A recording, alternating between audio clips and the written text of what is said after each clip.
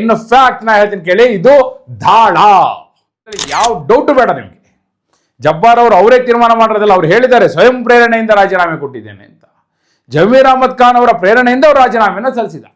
ಏನೋ ಒಂದು ತೀರ್ಮಾನ ಮಾಡಿಬಿಟ್ಟು ಅವ್ರನ್ನ ಕಿತ್ತಾಕು, ಇವ್ರನ್ನ ಕಿತ್ತಾಕು, ಇವ್ರ ರಾಜೀನಾಮೆ ಅಕ್ಸೆಪ್ಟ್ ಮಾಡು, ಅವ್ರ ತಲೆದಂಡ. ರಾಜೀನಾಮೆಯ ಅಸ್ತ್ರ ಪ್ರಯೋಗ ಆಗಿದೆ ಜಮೀರ್ ಅಹಮದ್ ಖಾನ್ ಅವರ ಟೀಮ್ ನಿಂದ.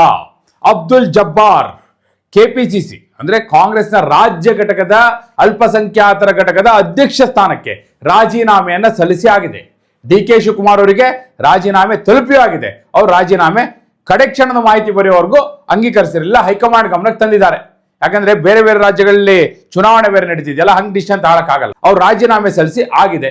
ಇನ್ನೊಂದು ಕಡೆ ನಜೀರ್ ಅಹಮದ್ ಅವರು ಕೂಡ ರಾಜೀನಾಮೆ ಕೊಡ್ಲಿಕ್ಕೆ ರೆಡಿ ಆಗಿದ್ದಾರೆ. ಇನ್ನು ಫ್ಯಾಕ್ಟ್ ನಾ ಹೇಳ್ತೀನಿ ಕೇಳಿ, ಇದು ದಾಳ, ಇದು ಸಾಮಾನ್ಯವಾದ ದಾಳ ಅಲ್ಲ, ಇದು ಬಹಳ ದೊಡ್ಡ ದಾಳ.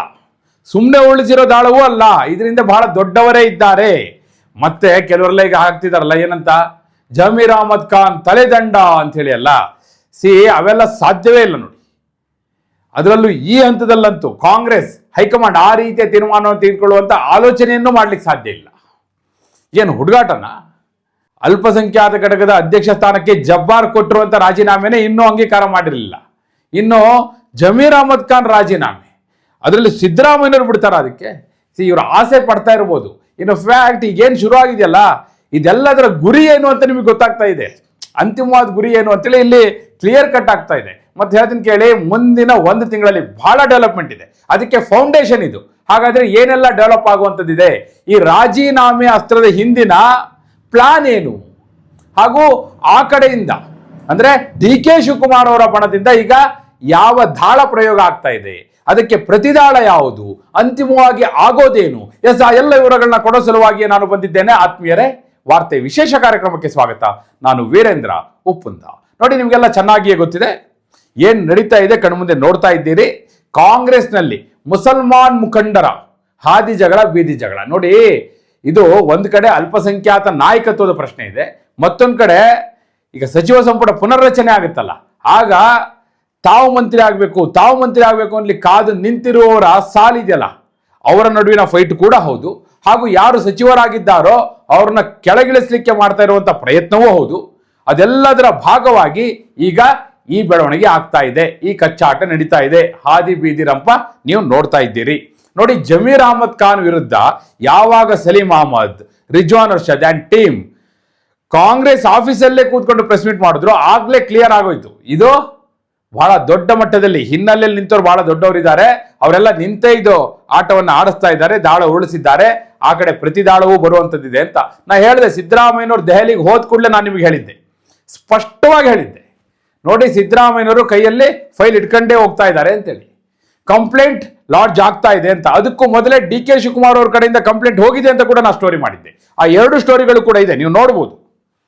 ಹೀಗಿರುವಾಗ ಈಗ ಅದರ ಪ್ರತಿಬಿಂಬ ನೀವು ನೋಡ್ತಾ ಇದ್ದೀರಿ. ಏನ್ ಹಿಂದೆ ಆಗಿತ್ತು ತೆರೆ ಹಿಂದೆ, ಈಗ ತೆರೆಯ ಮುಂದೆ ಬರ್ತಾ ಇದೆ. ಇನ್ನು ಬಹಳಷ್ಟು ತೆರೆದುಕೊಳ್ಳೋದಿದೆ.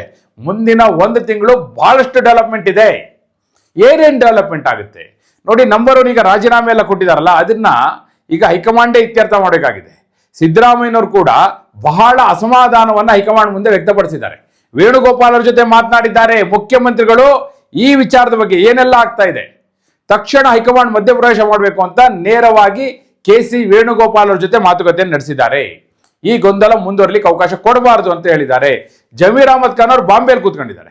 ಬಾಂಬೆಯಲ್ಲಿ ಕೂತ್ಕೊಂಡು ಅವರು ವೇಣುಗೋಪಾಲ್ ಅವರಿಗೆ ಮಾತಾಡಿದ್ದಾರೆ. ತಮ್ಮ ವಿರುದ್ಧ ಏನ್ ಷಡ್ಯಂತ್ರ ನಡೀತಾ ಇದೆ, ಯಾವ ರೀತಿಯ ಬಹಿರಂಗ ಹೇಳಿಕೆಗಳು ಬರ್ತಾ ಇದೆ, ಏನೆಲ್ಲ ನಡೀತಾ ಇದೆ ರಾಜ್ಯದಲ್ಲಿ ಗಮನಕ್ಕೆ ತಂದಿದ್ದಾರೆ. ತೀವ್ರವಾದ ಅಸಮಾಧಾನವನ್ನು ಜಮೀರ್ ಅಹಮದ್ ಖಾನ್ ವ್ಯಕ್ತಪಡಿಸಿದ್ದಾರೆ.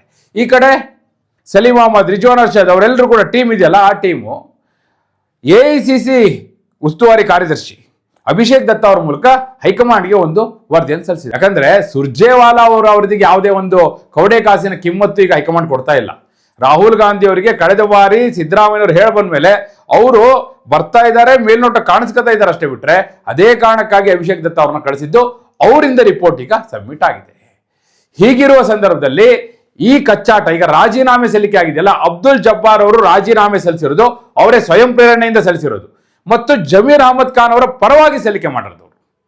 ಅವ್ರು ಏನಂತ ಹೇಳಿದ್ದಾರೆ, ನಾನು 5 ವರ್ಷ ಆಯ್ತು ಆಗ್ಲೇ ಅಲ್ಪಸಂಖ್ಯಾತ ಘಟಕದ ಅಧ್ಯಕ್ಷ ಆಗಿ 5 ವರ್ಷ ಆಯ್ತು. ಮತ್ತು ನನಗೆ ಬಹಳ ಬೇಸರ ಆಗಿದ್ದು, ನಮ್ಮೂರಲ್ಲಿ ಚುನಾವಣೆ ದಾವಣಗೆರೆಯಲ್ಲಿ, ಆದರೆ ಒಬ್ಬರೇ ಒಬ್ರು ಕರೆದು ನನ್ನ ಮಾತಾಡಿಸ್ಲಿಲ್ಲ. ಯಾರಪ್ಪ ನೀನು ಅಂತ ಕೇಳಲಿಲ್ಲ, ಅಭ್ಯರ್ಥಿ ಕರೀಲಿಲ್ಲ, ಅಭ್ಯರ್ಥಿಯ ತಂದೆ ತಾಯಿ ಕರೀಲಿಲ್ಲ, ಪ್ರಚಾರ ಕರೀಲೇ ಇಲ್ಲ. ಹೀಗಿರುವಾಗ ಬಹಳ ಬೇಸರಗೊಂಡು ನಾನು ರಾಜೀನಾಮೆಯನ್ನು ಕೊಡ್ತಾ ಇದ್ದೇನೆ ನೇರವಾಗಿ ಹೇಳಿದ್ದಾರೆ ಅಬ್ದುಲ್ ಜಬ್ಬಾರ್. ಹೀಗಿರುವಾಗ ಇನ್ನು ಕಾಂಗ್ರೆಸ್ ಹೈಕಮಾಂಡ್ ಸುಮ್ಮನೆ ಕೂತ್ಕೊಳ್ಳುವಂಥ ಪರಿಸ್ಥಿತಿಯೇ ಇಲ್ಲ. ಈಗ ಮಧ್ಯಪ್ರವೇಶ ಮಾಡಲೇಬೇಕಾದಂಥ ಅನಿವಾರ್ಯ ಪರಿಸ್ಥಿತಿಗೆ ಬಂದಿದೆ. ಅವರಿಗೆ ಈ ರಿಪೋರ್ಟ್ ಎಲ್ಲ ನೋಡ್ತಾರೆ.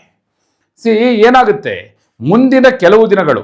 ಹೈಕಮಾಂಡ್ ಏನಿತ್ತು, ರಾಹುಲ್ ಗಾಂಧಿ ಅವರು ತಲೆಯಲ್ಲಿದ್ದು ಮೇ 4ರವರೆಗೂ ಕಾಯೋಣ, ಮೇ 4ರ ನಂತರ ತೀರ್ಮಾನ ಮಾಡೋಣ ಅಂತ ರಾಹುಲ್ ಗಾಂಧಿ ಅವರು ಇದ್ರು. ಆದರೆ ಈಗ ಬೇರೆದೇ ಹಾದಿಯನ್ನು ಹಿಡಿದಿದೆ ಇದು. ಅವ್ರು ಅಂದ್ಕೊಂಡಿರಲಿಲ್ಲ ಹಿಂಗಾಗ್ಬೋದು ಅಂತ. ಹಾಗಾದ್ರೆ ಯಾವ ಹಾದಿ ಹಿಡಿದಿದೆ?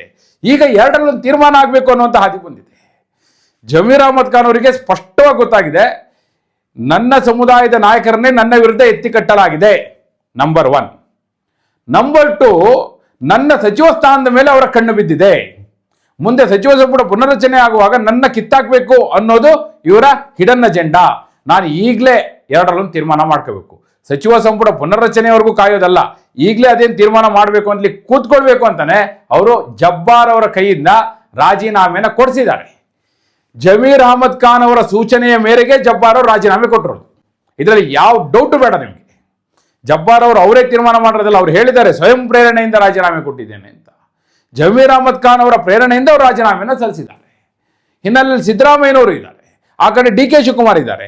ಇದು ಕೇವಲ ಅಲ್ಪಸಂಖ್ಯಾತ ಸಮುದಾಯದ ಮುಖಂಡರ ನಡುವಿನ ಕಚ್ಚಾಟ ಗುದ್ದಾಟ ಅಷ್ಟೇ ಅಲ್ಲ, ಇದರಲ್ಲಿ ಪಟ್ಟದ ಫೈಟ್ ಅಡಗಿದೆ. ಸಿದ್ದರಾಮಯ್ಯನವರು ಹಾಗೂ ಡಿ ಕೆ ಶಿವಕುಮಾರ್ ನಡುವಣ ಫೈಟ್ ಇದೆ. ಸಿದ್ದರಾಮಯ್ಯನವರು ಪಟ್ಟವನ್ನು ಉಳಿಸ್ಕೋಬೇಕು, ಸಚಿವ ಸಂಪುಟ ಪುನರ್ರಚನೆ ಮಾಡಬೇಕು, ಗಟ್ಟಿ ಆಗಬೇಕು ಅನ್ನೋಂಥ ಪ್ರಯತ್ನದಲ್ಲಿದ್ದಾರಲ್ಲ, ಅದಕ್ಕೆ ಪ್ರತಿಯಾಗಿ ಡಿ ಕೆ ಶಿವಕುಮಾರ್ ಅವರು ಶತಾಯಗತಾಯ ತಾನು ಪಟ್ಟವನ್ನು ಪಡೆಯಲೇಬೇಕು ಅಂತ ಪಟ್ಟು ಹಾಕ್ತಾ ಇದ್ದಾರಲ್ಲ, ಅದರ ಫಲವೇ ಈ ಸಂಘರ್ಷ. ಹಾಗಾದ್ರೆ ಏನಾಗುತ್ತೆ ನೋಡಿ. ಹೈಕಮಾಂಡ್ ಈಗ ತಾತ್ಕಾಲಿಕವಾಗಿ ಮಧ್ಯಪ್ರವೇಶ ಮಾಡಿ ಏನೋ ಒಂದು ಸಂದೇಶ ಕೊಡ್ತಾರೆ, ಸದ್ಯಕ್ಕೆ ಸುಮ್ಮನಿರಿ ಅನ್ನೋ ರೀತಿಯಲ್ಲಿ ಸದ್ಯಕ್ಕೆ ಆ ಮೆಸೇಜ್ ಕೊಡ್ತಾರೆ. ಏಕಾಏಕಿ ಏನೋ ಒಂದು ತೀರ್ಮಾನ ಮಾಡಿಬಿಟ್ಟು ಅವ್ರನ್ನ ಕಿತ್ತಾಕು, ಇವ್ರನ್ನ ಕಿತ್ತಾಕು, ಇವ್ರ ರಾಜೀನಾಮೆ ಅಕ್ಸೆಪ್ಟ್ ಮಾಡು, ಅವ್ರು ತಲೆದಂಡ ಮಾಡು, ಆ ಪರಿಸ್ಥಿತಿಯಲ್ಲಿ ಈಗ ಹೈಕಮಾಂಡ್ ಇಲ್ಲ. ಮೇ 4ರ ನಂತರ ಮಾತ್ರ ಹೇಳ್ತೀನಿ ಕೇಳಿ, ಕೆಲವು ತಲೆದಂಡ ಆಗೋದು ನಿಶ್ಚಿತ. ಯಾರ ತಲೆದಂಡ ನೋಡಿ, ಆಗ ಸಚಿವ ಸಂಪುಟ ಪುನರ್ರಚನೆ ಆಗುತ್ತೆ. ಹಾಗೆ ಸಚಿವ ಸಂಪುಟ ಪುನರ್ರಚನೆ ಆದಾಗ ಹಲವು ತಲೆದಂಡ ಆಗೋದಿದೆ. ಅದೊಂದು ದೊಡ್ಡ ಲಿಸ್ಟೇ ಇದೆ, ನಾನು ನೆಕ್ಸ್ಟ್ ಸ್ಟೋರಿಯಲ್ಲಿ ಆ ಲಿಸ್ಟೇ ಕೊಡ್ತೀನಿ ನಿಮಗೆ. ಜಮೀರ್ ಅಹಮದ್ ಖಾನ್ ಅವರು ಈಗ ಅದೆಲ್ಲವನ್ನು ಅರಿತೇ ದಾಳವನ್ನು ಓಡಿಸಿರೋದು ಜಬ್ಬಾರ್ ಅವರ ಮೂಲಕ. ಏನಾಗುತ್ತೆ ಹಾಗಾದ್ರೆ, ಮೇ 4ರವರೆಗೂ ತಳ್ತಾರೆ. ಮೇ 4ರ ನಂತರ ಹೈಕಮಾಂಡ್ ಒಂದು ತೀರ್ಮಾನವನ್ನು ಮಾಡಬೇಕಾಗುತ್ತೆ. ಅದು ನಾಯಕತ್ವವೂ ಸೇರಿದಂತೆ, ಸಚಿವ ಸಂಪುಟ ಪುನರ್ರಚನೆಯೂ ಸೇರಿದಂತೆ ಏನೆಲ್ಲ ಗೊಂದಲಗಳಿದೆ ಒನ್ಸ್ ಫಾರ್ ಆಲ್ ಎಲ್ಲವನ್ನೂ ಕೂಡ ಕ್ಲಿಯರ್ ಮಾಡಬೇಕು ಅನ್ನುವ ನಿಟ್ಟಿನಲ್ಲಿ ಹೆಜ್ಜೆಯನ್ನು ಮುಂದಿಟ್ಟು ಒಂದು ತೀರ್ಮಾನವನ್ನು ಮಾಡುವಂತ ಸಾಧ್ಯತೆ ನಿಚ್ಚಳವಾಗಿದೆ. ಸದ್ಯಕ್ಕೆ ಗೊಂದಲ ಮುಂದುವರಿಯುತ್ತೆ, ಇನ್ನೂ ಕೆಲವು ಸಮಯ ಈ ಗೊಂದಲ ಇರುತ್ತೆ. ಹೇಳಿಕೆಗಳು, ಪ್ರತಿ ಹೇಳಿಕೆಗಳು ನೀವು ನೋಡ್ತೀರಿ. ಮುಂದೆಯೂ ಬಹಳಷ್ಟು ಬೆಳವಣಿಗೆಗಳು ಆಗೋದಿದೆ ಅಂತ ಹೇಳಿದೆ. ಇದು ಅದರ ಮೊದಲ ದಾಳ, ಫೌಂಡೇಶನ್. ಮುಂದೆ ಗೊಂದಲಗಳು, ಘರ್ಷಣೆಗಳು, ಹೇಳಿಕೆಗಳು, ಪ್ರತಿ ಹೇಳಿಕೆಗಳು, ವಾಕ್ಸಮರ, ತಲೆದಂಡ, ಪುನರ್ರಚನೆ, ಆ ಸಂದರ್ಭದಲ್ಲಿ ಬಹಳಷ್ಟನ್ನ ನೀವು ನೋಡುವವರಿದ್ದೀರಿ. ಆ ಎಲ್ಲವರುಗಳ ಜೊತೆ ನಾನು ಮತ್ತೆ ನಿಮ್ಮ ಮುಂದೆ ಬರ್ತೇನೆ. ನಿಮ್ಮ ಪ್ರಕಾರ ಈ ಫೈಟಲ್ಲಿ ನಿಜಕ್ಕೂ ತಪ್ಪಿತಸ್ಥರು ಯಾರು? ಜಮೀರ್ ಅಹಮದ್ ಖಾನ್ ಅವರು ಅಥವಾ ಸಲೀಂ ಅಹಮದ್ ಅವರು, ನಜೀರ್ ಅಹಮದ್ ಅವರು, ರಿಜ್ವಾನ್ ಅರ್ಷದ್ ಅವರು, ಸಿದ್ದರಾಮಯ್ಯನವರ ಟೀಮೋ ಡಿ ಕೆ ಶಿವಕುಮಾರ್ ಅವರ ಟೀಮು? ಯಾರ ತಪ್ಪು? ನಿಮ್ಮ ಅಭಿಪ್ರಾಯವನ್ನು ಕಮೆಂಟ್ ಮೂಲಕ ತಿಳಿಸಿ. ಹಾಗೆ ನೀವಿನ್ನು ವಾರ್ತೆ ಚಾನಲ್ನ ಸಬ್ಸ್ಕ್ರೈಬ್ ಮಾಡಿಲ್ಲ ಅಂದರೆ ಈಗಲೇ ಸಬ್ಸ್ಕ್ರೈಬ್ ಮಾಡಿ. ಧನ್ಯವಾದ.